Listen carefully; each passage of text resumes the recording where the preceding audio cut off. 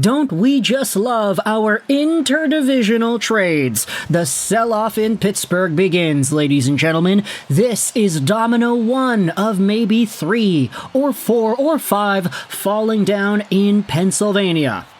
The Pittsburgh Penguins have acquired a 2027 third-round pick and a 2025 fifth, originally belonging to Chicago, from the Washington Capitals in exchange for forward Lars Eller. This, I would say, is a pretty solid trade for everybody involved. All three parties, the Pens, the player, as well as Washington. Lars Eller going over to the Caps is a great legacy pickup for this Washington team.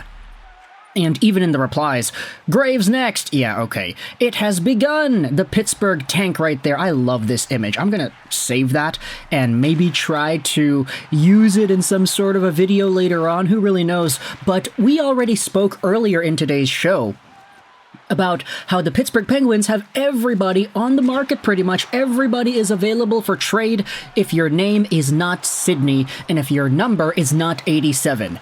And Lars Eller is going to be included in that, as we're going to read about here in the press release on the Penguins website. Let's go out there and take a look at this over here.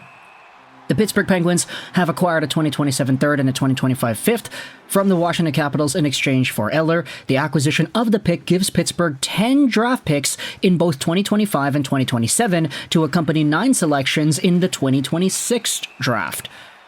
And they have this chart here. Okay, in 2025, the Penguins have 1 first, 0 seconds, 3 thirds, 1 fourth, 3 fifths, 1 sixth, and 1 seventh. In 2026, they've got this amount of picks. In 2027, they've got this amount of picks. Wow, they didn't even write anything about Lars Eller. They just said, hey, we traded this guy away. Look at how many draft picks we have. Like, that's kind of, I guess, telling as to where the Pittsburgh Penguins' perspective is when thinking about this trade and thinking about the moves that they're making. They're doing all of this just for draft capital. They don't care about Lars Eller. They care about building their team for the future. Kyle Dubas is a man with a plan, and it is a very distinct plan. So if the Penguins website is not going to go out there and talk about Lars Eller, let's go ahead and do that ourselves over here. So I see a lot of Capitals fans responding to this trade in a very positive way, mostly because not only is Lars Eller a legacy pickup for Washington at 35 years old, 6'1", 207, left-handed center left wing, making $2.45 million till the end of this season, but he also is a pretty good player. Yes, he did have himself a Stanley Cup championship with the Washington Capitals back in 2017-18. He had 38 points in 81 games in the regular season. That is, no, it's not a career high, excuse me, but he did have 18 points in 24 games in the playoffs whilst the Capitals won the Cup. His career high came with Washington in 2019-20. Lars Eller had 39 points in 69 games played and 1 point in 5 games in the playoffs. He kind of disappeared a little bit, but still, he was good enough to stick around with Washington. He got traded over to Colorado a few years ago, tried to help them out in their potential hopes of repeating their Stanley Cup championship. They did not end up doing that, as they lost in the first round, I believe, to the Seattle Kraken. Yeah, that's what it was. But shortly after, Eller made his way over to Pittsburgh, 31 points in 82 games last year, 7 points in 17 games this year, and he had 33 points as a point production pace. So still roughly in the same territory. You can't go out there and criticize Lars Eller for not being consistent. He has been this guy for pretty much his entire career. From Montreal over to Washington to Colorado to Pittsburgh, he has been a stable 30-ish point caliber guy with a few maybe more productive seasons sprinkled in there once in a while, but this year with the 7 points and 4 goals, he has been looking pretty good. I'm pretty sure he scored 2 of those goals against Montreal. Yeah, he did. Monday, October 14th, 6-3 win for Pittsburgh as Lars Eller scored himself 2 goals, driving down the wing and sniping it on Sammy Montembeault, I'm pretty sure it was.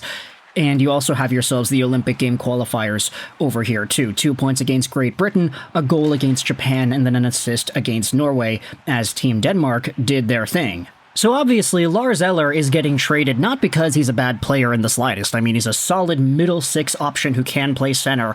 But the Penguins need to get this rebuild or this retool going. We had spoken in the video earlier this afternoon that, or this morning, excuse me, that's what it was, yeah, 10 a.m. PST, that for Kyle Dubas, he doesn't necessarily want to rebuild in terms of trading everybody away and just tearing it down to the foundation. They still want to remain competitive while Sidney Crosby is there because they don't want to give him a losing team, which is unfortunate because that's kind of what he is on right now.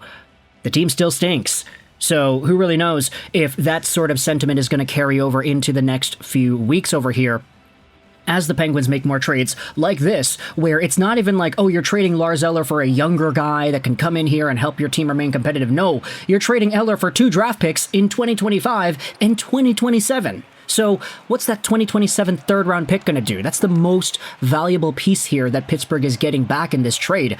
What, 2025 fifth-round pick is going to do some damage? Probably not. That 2027 pick is going to be the more valuable one. You're going to have a better player there. So, obviously, you're not waiting until 2029 when that 2027 third-round pick is eventually in the NHL and hoping that Sidney Crosby is still there. You can't really do that. So, who knows what the direction of the Penguins is, especially with a trade like this. You're not getting any actual assets that help your team out right now. You're just getting draft capital, which indicates to me that maybe that sentiment that Kyle Dubas had of wanting to remain competitive and trying to build this team around Crosby will be challenged a little bit as the team navigates the trade market and tries to get these moves done, shelling out cap space and potentially open up doors for younger dudes to make the lineup. So this, of course, is a challenging direction for Pittsburgh. It's a necessary move for Pittsburgh, though, considering their status, considering the guys in their team and how old they are. And for Washington, this is a great move because they're getting themselves a guy that could really help them out. They've been a good team this season.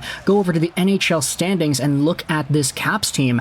I mean, scroll down to the Metro. They're 3rd overall amongst this group of 8, just behind Carolina and New Jersey. They have been doing very well. Let's go over onto the Our Hockey subreddit and read some comments here from Capitals fans regarding this move. Scrolling down, the sell-off in Pittsburgh begins. Yup, we'll see it happen. The right move from our perspective, but I will miss Eller. He was good for us. My sentiments exactly. He's the perfect bottom 6 player. There's a reason teams would frequently play good value for him at the trade deadline. Now we have ourselves this comment thread. I love this. E. Revens 444 says, third center was a glaring problem for the Capitals with LaPierre just not hanging, and Michael Scarboza is an AHLer. Welcome back, Lars Eller. I actually like Scarboza's game, but if Eller can elevate the line, then I'm game. Makes you think that Carberry is confident he can make us a contender with a move like this. He's got the Stanley Cup championship experience the locker room needs. Of course, that's kind of tongue-in-cheek because a lot of the team is still there from that 2018, Stanley Cup championship. The Pens and the Caps trading with each other. What's next? Dogs and cats living together? For 2 teams that hate each other, we have shared a lot of players, which is actually true. Kind of funny how that works. Can someone do a quick Photoshop of what Lars Eller would look like with a Caps jersey? Did my best. Ignore the cup. That's just the dream. Yeah, that's a nice jersey swap there, right? Totally a jersey swap, totally something that I think we will be praising the graphic artist for making because it totally didn't happen in real life. R.I.P. I was about to say Maxim Lapierre. No, not Max Lapierre. Hendrix Lapierre. Welcome home, Lars. Interesting move to do it so early in the season. They must really want to get that third line going. Welcome back, Lars Eller. Can we take Marcus Pettersson, please? Yeah, okay. Vancouver fans getting in there. So I want you to let me know your thoughts in the comments section below about the Washington Capitals acquiring Lars Eller from the Pittsburgh Penguins. If we reload, does it say Washington? No, it doesn't. It still says Pittsburgh. Okay, so he is still a member of the Penguins via Elite Prospects, but that's because the thing has just been done. The trade has just been accomplished. So if you're a Caps fan, let me know your thoughts in the comment section below about reacquiring Lars Eller in a trade for a 3rd and a 5th. And the 3rd is not going to be used until 2027. This is a really strong deal for a Caps team that is kind of in a similar rebuilding, or not rebuilding, but sort of retooling window as Pittsburgh is trying to be. The Caps are just doing a much better job at doing that, especially with Ovi staying as hot as he is. So let's see how Lars Eller will mesh with this Washington Capitals team, how he's going to elevate that third line. Caps fans, Pens fans, let me know your thoughts in the comment section below about this trade. I hope you enjoyed this video. And bye.